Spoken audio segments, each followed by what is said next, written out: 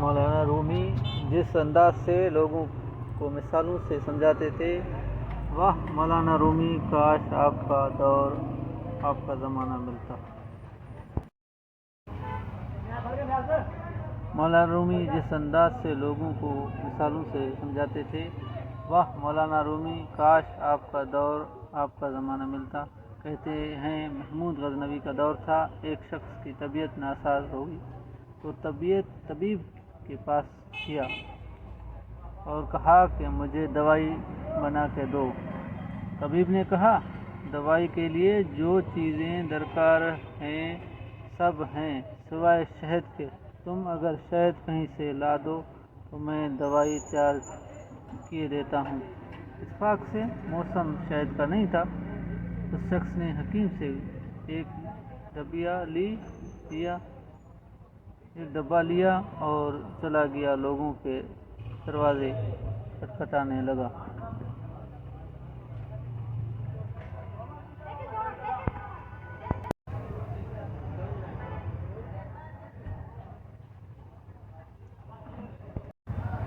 مگر ہر جگہ مایوسی ہوئی۔ جب مسئلہ حل نہ ہوا تو وہ محمود غزنوی کے دربار میں حاضر ہوا۔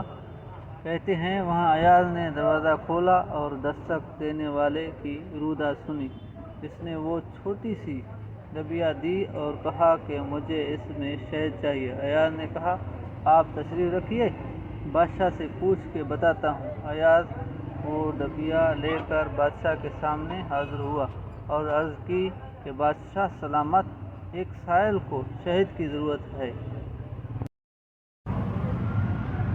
بادشاہ نے وہ ڈبیا دی اور سائیڈ میں رکھ دی۔ ایاز کو کہا کہ 3 بڑے ڈبے شہد کے اٹھا کے اس کو دے دیجیے۔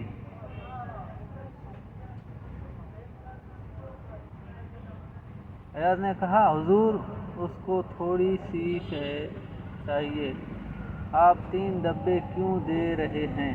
بادشاہ نے ایاز سے کہا، ایاز وہ مزدور آدمی ہے، اس نے اپنی حیثیت کے مطابق مانگا ہے اور ہم بادشاہ ہیں، ہم اپنی حیثیت کے مطابق دیں گے۔